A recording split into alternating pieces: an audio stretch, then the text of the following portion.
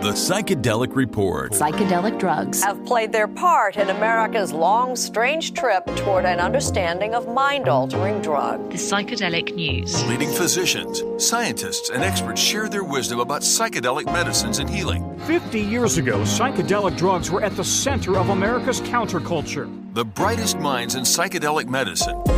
The Psychedelic Report. We use the ketamine-assisted psychotherapy model that happens to have psychedelic effects that were not predicted when the drug was first developed. From researchers to investors. I think the biggest mistake we've made as a culture is the war on drugs. To physicians to shamans and nonprofit pioneers. Psychedelic drugs. Recent research suggests some of them could have legitimate uses. The psychedelic news brings you diverse perspectives from the front lines of this exciting movement. The Psychedelic Report.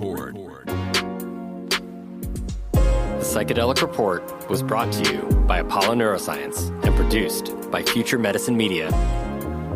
Welcome to the Psychedelic Report, your single source of truth for the psychedelic news. I'm your host, Dr. Dave Rabin. I'm a neuroscientist and psychiatrist trained in ketamine-assisted psychotherapy as well as MDMA-assisted therapy. Today, on the Psychedelic Report, we're continuing to cover the controversy that is surrounding the MAPS Lykos MDMA-assisted therapy trials for PTSD that are currently under review by the FDA. On June 4th, surprising to everyone, an FDA advisory committee composed of 11 members came forward with a vote that, despite the results that have been reported in world-renowned peer-reviewed scientific journals, that the risks of having MDMA-assisted therapy outweigh the benefits provided by that therapy. This was surprising because it was directly contradictory to what the scientific studies and the clinical trials of MDMA-assisted therapy for PTSD has shown. And we know from the publications of those studies that this is one of the best treatments, if not the best current treatment available, particularly for veterans with PTSD and other vulnerable populations like beaten and abused women. MDMA-assisted therapy trials have been so promising, in fact, that people continue to get better after the treatment is stopped, despite the fact that the treatment was only 12 weeks long with 3 doses of medicine. This is very exciting for the field of psychiatry, and yet many of the people in the FDA committee and the regulatory world do not seem to be fully supportive or on board with the understanding of MDMA-assisted therapy and how many people it could help, particularly veterans, who are the majority and focus of the medicine treatment. The suicide rate for veterans in America is more than 2 times higher than the average American. Veteran and former Navy SEAL Congressman Dan Crenshaw, roughly a week ago, posted a video commentary and note on Instagram discussing how much of the FDA decision and the decisions of the FDA committee have been informed by, well, some people who really aren't big fans of veterans. This was very surprising to me because up until recently, I had no idea that there was an anti-veteran agenda amongst any group in the United States. And so I had to figure out what was going on here. To help me, I reached out to a correspondent who has joined us before on the Psychedelic Report, and that's Jon Lubecki. Jon Lubecki is the founder of Lubecki Strategic Direction, Legislative Director for Veterans Exploring Treatment Solutions, and VP Communications at Apollo Pact. He is a 12-year retiree of the U.S. Armed Forces, serving in both the Marine Corps and the Army. He has been a freelance journalist since 2014. Since 2016, he has been a strategic communications and governmental affairs consultant, advocating for psychedelic medicines and veterans. Jonathan returned from a deployment to Iraq in 2006. Shortly after returning, he was diagnosed with post-traumatic stress disorder and a traumatic brain injury. While battling PTSD, enduring multiple forms of treatment, and taking dozens of pills per day to manage symptoms, Jon attempted to take his own life 5 times. While recovering from that 5th attempt in the hospital, he was surreptitiously instructed to Google MDMA PTSD. Beginning exactly 8 years after being released from active duty from Iraq, Jonathan began MDMA-assisted therapy in a MAPS Phase 2 study and completed the protocol in early 2015. Since November 2022, quite miraculously, Jon has not met diagnostic criteria for PTSD and considers himself healed. Jon was appointed the National Veterans Director for the Rand Paul for President campaign. Realizing the potential of psychedelic medicine to heal his fellow veterans and the millions of Americans suffering, as he once did, he has been involved in media, politics, and government affairs with a focus on the Department of Defense and the Department of Veterans Affairs. Jon brings up a key takeaway message that veterans in the community are receiving as a result of the actions from these different anti-veterans groups, as well as the recommendation of the FDA committee, which is that it's safer to live with PTSD for your entire life than it is to receive treatment with MDMA-assisted therapy and potentially be healed. Jon, thank you so much for taking the time to join us while you're doing good service work in Ukraine right now. Oh, not a problem. Pleasure to take the time. A lot of the work I do here actually is very similar to the work I do back home, and as in dealing with the Ukrainian government to try and get psychedelic-assisted therapy available here. And actually some good news I can share, most people in the U.S. aren't aware of. In the Ukraine, research into class 1 drugs, which is, their scheduling is a little different, but that includes anything that's illegal in the U.S., is prohibited. Even if they wanted to, it's against the law. And so in November, they'll be passing a law here to allow research into class 1 drugs with a focus on MDMA-assisted therapy, psilocybin-assisted therapy, ibogaine, things like that. Wow. That's really progressive and exciting. And in light of that, we've had a very recent setback in terms of a decision vote from an FDA advisory committee that happened and was released on June 4th, describing a lack of confidence in MDMA-assisted therapy that was recommended to the FDA. Could you talk briefly about that decision and what the impact of that decision has been so far on the community? Sure. Well, one thing, as you're aware, that was an all-day hearing, and it can essentially be broken up into 3 different components, and we can talk about all 3 separately. The first part was an FDA panel. This is actually FDA employees that interacted with the presenters, which in this case was Lycos, and that's who presented through the whole hearing. That actually wasn't so bad, to be honest. They did identify some things that do still need to be known, but also most, if not all, of the things they brought up can very easily be handled in post-market studies. One of them is, for example, when I did my therapy, we all spent the night there.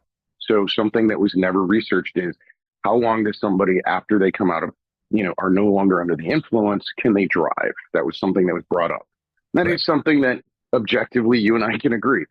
We should probably know this. That doesn't mean they can't start it with, hey, you have to spend the night, do the research, and then when they have an answer, they can roll that back. A lot of the stuff that happened in the morning session can very easily be handled in post-market. But they did bring up some good questions.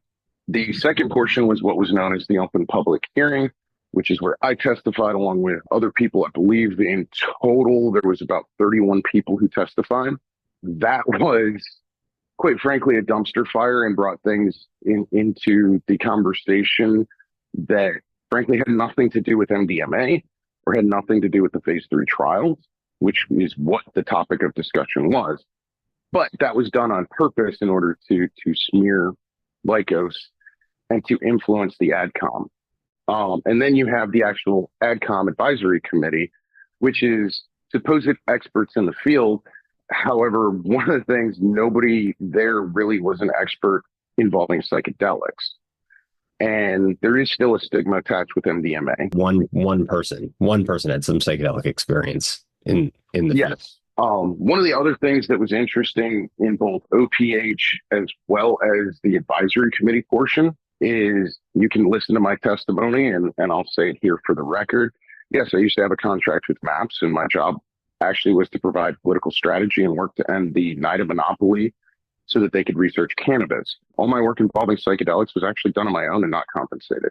90% of my media was self-generated by me, and I was not compensated for that. The only compensation I may have received for media is if, for example, when I did Goop Labs, the production company for Goop Labs paid for me to fly out to California and put me up in a hotel. But nothing like that is going to affect how I speak about my story. And one of the things, you can go through my story ever since I came out publicly talking about it, and my story has never changed. There's been additions to it because of things that have happened in my life. Like in 2018, I was not talking about Ukraine because Ukraine had not, been invaded like it was in 2022. But my story has never changed. If I was paid to lie or whatever people like to insinuate, that wouldn't be the case. And I appreciate your, always clear disclosure of, conflict of interest and that kind of thing right up front. There's a lot of folks who don't do that, and you don't understand their background. And also, we've had you on the Psychedelic Report before, and we've interviewed you many times, and you've always been extremely consistent and candid with your responses, and which we really appreciate. And I actually remember us having a conversation about ketamine where you were you weren't too happy with the things I said, but I still will always speak the truth. I always have. It's one of the reasons I'm listening to a lot on Capitol Hill is I'm an honest broker. Tell them the good, the bad, and the ugly. But also, I have not been compensated by MAPS and haven't had a contract with them for almost 2 years now. But I also, let me ask you, would you view psilocybin-assisted therapy or, for example, ketamine-assisted therapy for PTSD to be competing products to MDMA-assisted therapy? So as a psychiatrist who practices addiction and trauma medicine, I think that it's very clear that we have a surprising lack of effective tools for these treatments. And there's, estimated to be many, many more people in the United States alone who have PTSD, traumatic brain injury, other mental illnesses that are, overwhelmingly not responding to the current treatments we have available with 2 or more tries of different treatments. And that's probably somewhere like 20 to 40 million people. I mean, we're talking a lot of people who could benefit from these treatments who aren't currently benefiting from what we call the standard of care, SSRI, antidepressant therapy. And so when you think about that number of people who are in need, which is a tremendous number of people, there is no way that we can solve it with any one approach. And, we need more tools in the toolbox that can help. And none of them are going to compete with each other, at least not for, decades, because, the burden of trauma is currently and mental illness is currently so high and so unaddressed at a national scale that we, have more than enough people to treat. There's no shortage of people to treat. So I think there's a little bit of a fallacy that these are competing with each other at all. Generic ketamine is certainly providing competition for Spravato, but, Janssen knew that coming in, right? No, you're kind of missing the direction I was going with that, because none of the people who testified during the OPH, for example, Brian Pace currently works at OSU in psilocybin. You have several people who testified who were involved in either decrim legalization or FDA approval of psilocybin, ketamine, etc., which I personally believe should have been disclosed because, in my opinion, just as I had to say, hey, I used to have a contract with the C3 MAPS, because that could be considered a conflict. If you are working with a product that does something similar, that would be a competing product. Therefore, it should have been disclosed, yet nobody involved with psilocybin disclosed any of that. And one of the people on the AdCom, actually the National Center for PTSD, who insisted, no, we need years more research on this. Well, guess who's going to probably be doing that research and eligible for grant funding? So one of the other issues that was never discussed is the conflict of interest that was never disclosed by people who were attacking MDMA-assisted therapy. Right. I do agree with you that there are far too many patients that this won't be a competition thing. I also agree that because they work, ketamine, MDMA, and psilocybin, all 3 work differently in the brain. different people have different, levels of PTSD, all this stuff.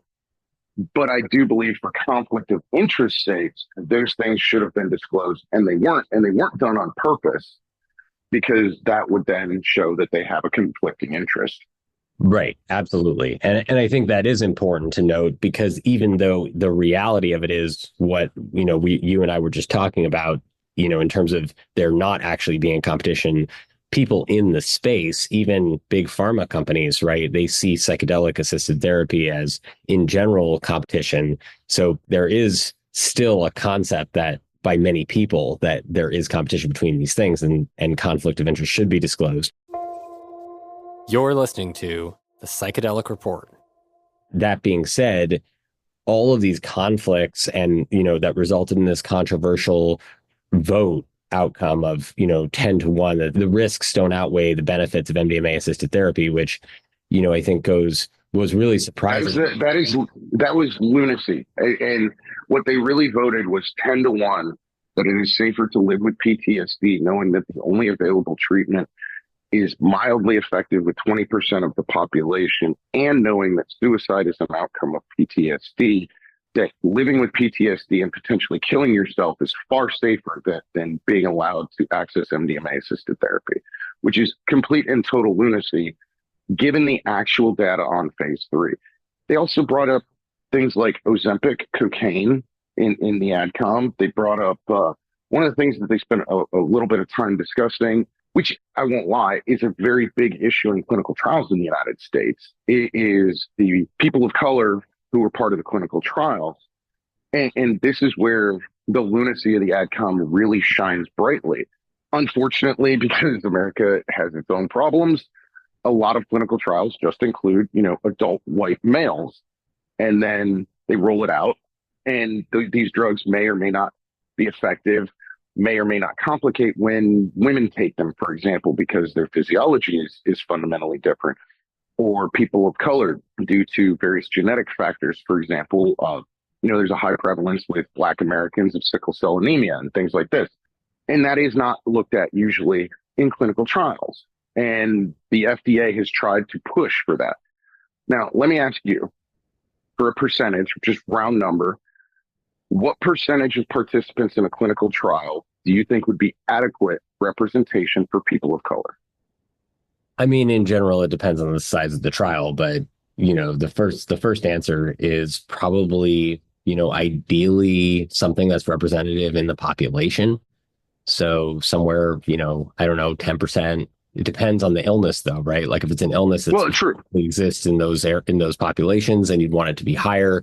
But it doesn't mean, I think the main point that I want to make here is that just because you don't have a representative sample that includes a significant percentage of minorities, it doesn't make your trial results invalid. This is the reason I asked you for a percentage. And I agree with you, representative of the population, unless it's like, if we're talking sickle cell anemia, they should be almost all people of color. 50% of the Lycos trial was people of color. And that was deemed inadequate, in part because people during the OPH claimed, that this was being done for white supremacy purposes and everybody's racist. 50% is way higher than any other clinical trial not involving something specific to people of color. And the approval of drugs going throughout history have never had that many people of color as a percentage of participants. So this really shows the lunacy and the lack of understanding, because frankly, the AdCom, which was supposed to look at their briefing books and the data, ignored the information that they were presented and instead relied on the ICER report and Symposia, who aren't telling the truth. I want to jump to that because I think that is really important to talk about, which is that there have been a number of letters, notes written to the FDA and opinions from groups like ICER, and Symposia, and folks affiliated with them, talking about the unethical nature of the work that MAPS and Lycos has done. And I think that you make a really great point, which is that the decision vote of this advisory committee is basically saying, and I think clinicians and researchers see this too, that it's safer to live with PTSD knowing that the suicide rate is 2 times or more than the average American, and that the experience of having PTSD is a tremendously, difficult, challenging, and costly experience in all ways. And yet, the committee is saying that it's safer to live with PTSD rather than to, further explore this treatment, which is focused on enhancing safety and mitigating the risks. So I think that this committee seems to have been influenced by, notes from outside parties. Dan Crenshaw just put out a social post talking about this. Could you comment a little bit on who these folks are, ICER and Symposia, and why anybody would think that this has anything to do with white supremacy? To begin with, so ICER is a think tank that evaluates drugs. It's usually funded by the insurance companies. They have yet to disclose who actually funded this study, which is kind of curious to me. But I will also tell you, I actually give ICER a little bit more breathing room than most people have, in part because I'm in the arena talking about this stuff daily with lots of different stakeholders. And this belief that, oh, this was the insurance companies, or this was big pharma, or that's all an urban legend based on the counterculture left's opinions of those entities. Because to be frank, if you look at the Lycos protocol, it includes roughly 84 therapist hours times $150 to $250 an hour for therapy. An insurance company will gladly pay that for a 70% remission rate because they don't have a problem paying a lot of money up front to cure you, because an insurance company doesn't want you to be sick. Chronic illness is what kills insurance companies. Why would an insurance company say, hey, we can cure 70% of our patients by paying a year and a half's worth of weekly therapy up front, and then they don't need therapy anymore? Versus saying, we want to prescribe them SSRIs for life, and have them do weekly therapy for life. If you just amortize that out from an economic and mathematical standpoint, that's the dumbest decision insurance companies could make, and they won't make that decision. As far as pharmaceutical companies, SSRIs have been off patent for years. It's all generics. Nobody's making money. I've talked to a lot of people in big pharma.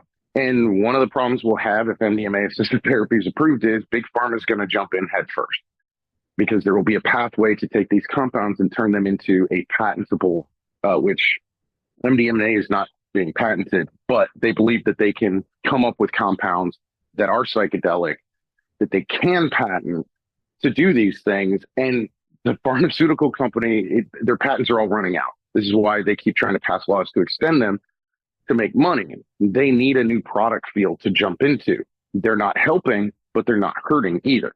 They're just standing back, seeing what happens. And if there's a pathway to FDA approval, they will absolutely get involved. And as you said, 40 million people in the US, that's just the US.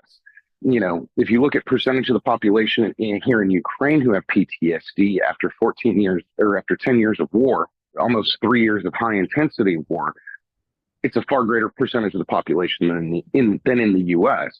There's an unlimited supply of trauma in the world because we're humans and we tend to inflict trauma on people. So they are interested.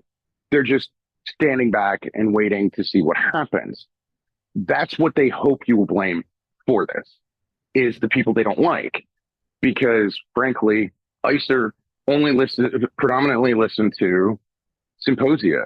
And that's part of the problem. I mean, you have Dr. Nishay Devereaux, I might be mispronouncing her name, from Johns Hopkins.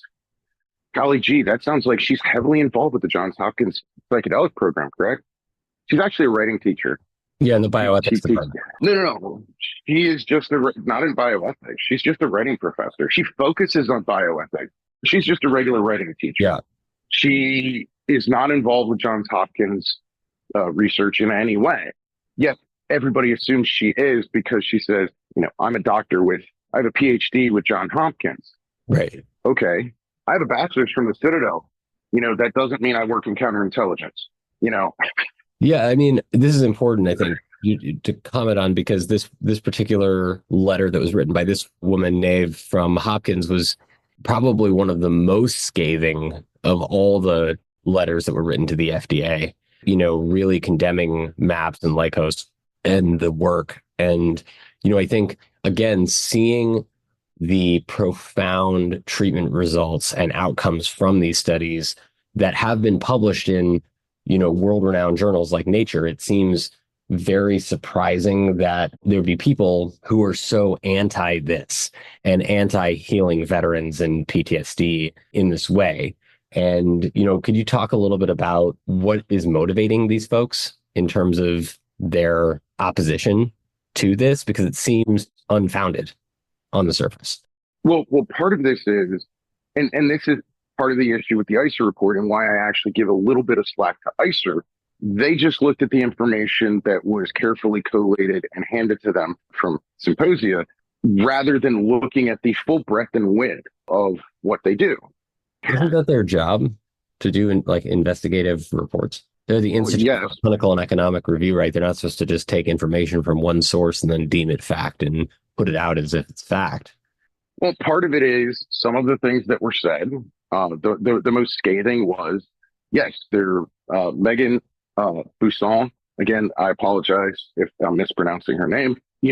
Was sexually assaulted by her therapists following the trial, and that is unconscionable. And frankly, if you're a therapist, am I allowed to swear in this? You are. If you're a therapist, it's really simple. Don't fuck your patient. And the issue here is, in an FDA monitored clinical trial, you had a therapist, actually it was a team, husband and wife, commit misconduct. They should lose their therapy license and they should go to jail. Point blank, end of story. That's my opinion on that. However, this was a monitored trial, monitored by the Food and Drug Administration. Most people are doing this treatment in the underground where there is no monitoring. If this can happen where you have two of, I believe, 150 therapists, I actually don't know the total number of therapists that were involved in phase 3, but it was around that. Yeah. What do you think's happening when it's not above board? When your therapist, when you go to your underground therapist and they do your therapy, and then after the therapy, they say, "Hey, how about you and I go to this festival in the woods and do drugs together?" One of the things that I have found unconscionable about the underground therapy movement is how many therapists will bring their patients to Burning Man and festivals and other things. And this is not all therapists. There are some very phenomenal therapists, and I cannot speak highly enough of Michael and Annie Midhofer. And for the record, as a participant, I was never touched inappropriately. There was a lot of focus on that, and I understand that. You're listening to the Psychedelic Report. Now, Symposia's motivation can be seen very easily in their own words.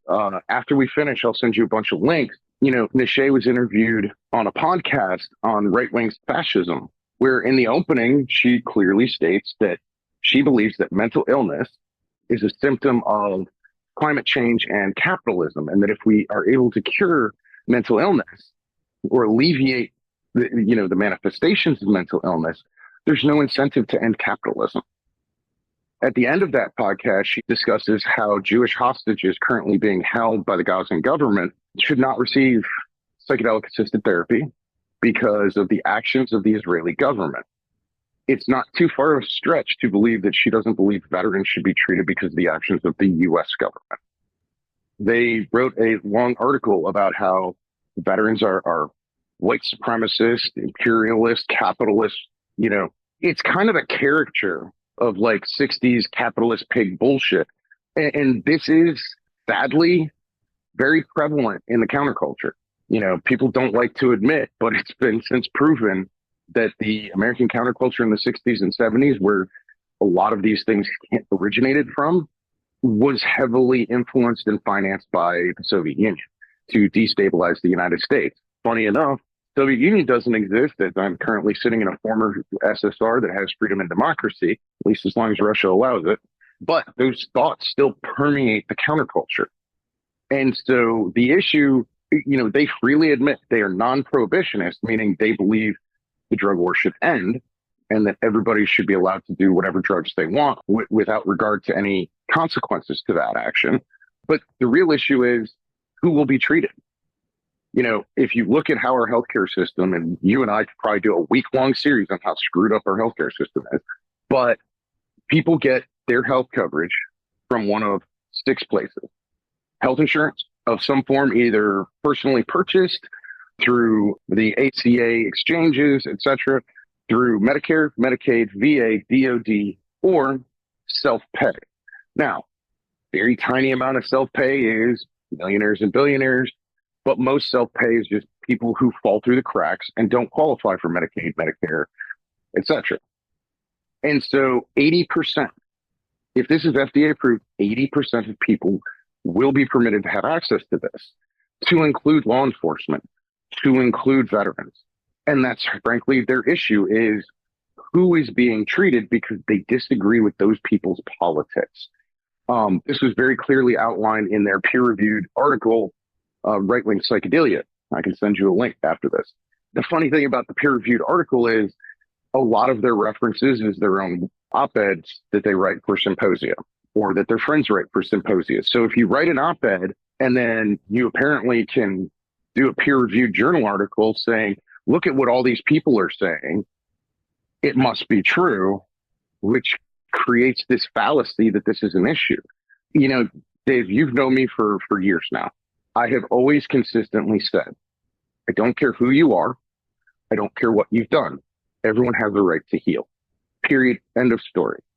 Once we get health insurance, Medicaid, Medicare, VA, everybody else to cover this, I will work diligently to make sure everyone has access through nonprofits, etc. Because, I work to make this available to everybody rather than just tearing down things I don't like. But they also openly state they're non-prohibitionist. They want to end the drug war. So to me, it sounds like their issue is that unless they can use this for recreational purposes, nobody should be allowed to have access. And this is actually something that's done frequently in politics, where you use the people who need it to get it for the people who want it. They want it. How FDA will approve this, that won't, they're not going to be allowed to just go and buy MDMA at CVS. You also have a factor that there's a burgeoning decriminalization movement in the United States. They actually freely admit they are following the same path that they did with cannabis, where they went with medical and then expanded it to full legalization, as we've seen in many states. And veterans took a huge part in that. Now, sadly, because it's not been FDA approved, all the veterans who testified don't have access to cannabis through the VA as medicine. As a matter of fact, last year, the Veterans Administration issued exactly 0 prescription for cannabis. Now, with cannabis, you did have actual federal government intervention, the NIDA monopoly I talked about earlier, that prevented research. So that was the only way to get this done.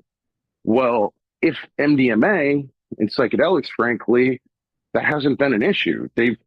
MAPS has been researching MDMA under FDA protocols for decades. Same with psilocybin and others, maybe not decades, but at least a decade. And just recently, LSD was given breakthrough therapy designation, and for the life of me, I can't remember what it was for, but it was for a mental health condition. There's nobody in government blocking actual legitimate research into psychedelics. But the problem is, if veterans have a safe and effective treatment for PTSD, they can't go before state legislative bodies, such as in California, and say, please let my friends do drugs in the woods, and if you don't, I have PTSD, I'll kill myself. Because the legislatures are going to say, go to the VA, get treatment. It's available. And everybody knows that veterans are highly effective in creating these changes. They're also actively working to deny them ever having access to these treatments because of their political beliefs. And frankly, as somebody who served in the military and somebody who, in my post-military career, has had a lot of interactions with general officers and very high-ranking individuals, which I didn't have as sergeant all that often, the military has dramatically changed since the days of the 50s and 60s, when they did truly abhorrent research in violating informed consent. Right. They pass laws. There are regulations. The military of today, after 20 years of war, is not the military of Vietnam. But I'll tell you, counterculture has become worse than the Vietnam generals because they will sacrifice any veteran to get what they want. And what they want is to go party in the woods. Yeah, I'm seeing what you're saying. And, I think that it's important for all of us here, to think about the consequences of, our actions and the impact of on the general healing of our communities. And, I think in this case, preventing veterans access to this treatment because of an assumption about their political beliefs, or that the fact that they were involved in war, which could have been and often was in service of the protection of our country. And we're denying them access to novel treatments that actually are showing more benefit than anything we've seen in the history of our field. And we're denying them access to it is really unconscionable. And I think that's why we're having these conversations, because I think people don't understand that there is an anti-veteran narrative in America that is propagating. And there are certain people who are actively propagating it. And it's not to say that we should, not go to war when war is not indicated, but it is to say that we need to support our veterans when they come home.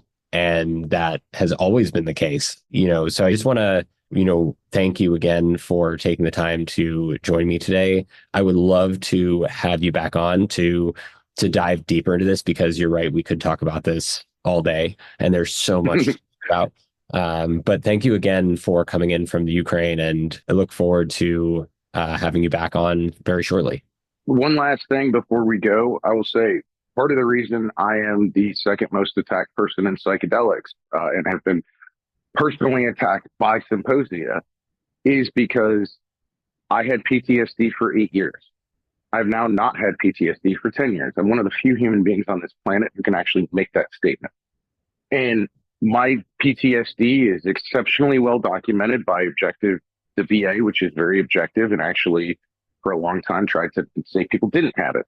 But I've been hospitalized, my suicide attempts are documented, etc. The fact that saying I didn't have PTSD is demonstrably false. And the problem that they have with me is, look, I didn't get in this for the drugs. I didn't get in this for money or anything. I would have much rather had a very private, quiet life and been exceptionally happy. However, I needed to step forward for two groups of people. And I feel that as a soldier and as a Marine, I have a duty to speak for these people. And those two groups of people are the 171 men that I deployed with to Iraq, some of which have called me suicidal, begging for the same treatment that I have had. And the other group is for people like Megan Busson, sexual assault victims and domestic violence victims who don't have the social acceptability of their trauma. I'm a veteran. I can say, hey, I went to Iraq. I had PTSD, and everybody nods their head. I don't have to delve into details. But if you're a sexual assault victim or a domestic violence victim, people are like, well, why didn't you leave? Right. Why did you let this happen? Etc. And somebody needs to speak for them. And so now I come to Ukraine. I've been shot at and shelled by the Russians. As a matter of fact, on Wednesday, I will be going back down to the front lines to aid frontline medics and set up stabilization points for soldiers. I will very likely come under fire. I also have been evaluated for PTSD since I've been coming here, and I still don't have PTSD. I do talk to a therapist for a couple sessions when I get back to process the things I see here, not using drugs or anything like that. But when you have somebody who can demonstrably prove that they had PTSD and can now demonstrably prove they do not, the judgment and votes that the AdCom made are frankly disgusting and anti-American, because every American deserves to have the opportunity to heal the same way that I did. And I really, really hope the FDA makes the right decision, because whether it's on August 11th or 5 years in the future, I do believe that MDMA-assisted therapy will be approved by the FDA. The question for the FDA is really simple. How many people have to die between now and then? It's up to them. Yeah, you said it. And I think that's a great point to end on, which is that everyone has the right to heal. If medicine as a field has any rules that can be considered fundamental laws, the right to healing is at the core of all of it. And we use that as a trick question when we interview medical students, which is, if somebody that you hate, like Adolf Hitler, came in with a mortal wound into the ER and you were working as the attending physician, would you treat him? And if they say no, then they don't get into medical school, because everybody deserves healing. To speak on that individual, as somebody who has now seen World War I style trench warfare and how truly, truly horrific it is, because that's what you have here in Ukraine. People forget that Hitler fought in World War I. He fought in the trenches. And we know that Merck Pharmaceuticals had created MDMA immediately following World War I. What would have happened if Adolf Hitler, as a veteran, was given MDMA, proper, safe, and effective MDMA-assisted therapy? How could the world be different? But, the people who oppose this believe that Jewish hostages shouldn't be allowed to heal from this because of the actions of the Israeli government. The irony is extraordinarily strong. I know which side I'm on. Thank you, Jon. I really appreciate you being here with us, and we'll catch up again soon. Thanks for having me on. Thanks for listening to The Psychedelic Report. Visit us at thepsychedelicreport.com. This show is recorded weekly on Clubhouse with a live audience. The Psychedelic Report was brought to you by Apollo Neuroscience and produced by Future Medicine Media. While I am a doctor, I'm not your doctor. So please don't take anything you hear on the Psychedelic Report as personal medical advice, because we don't know you. If you have questions about anything you hear on this show, please consult with your doctor.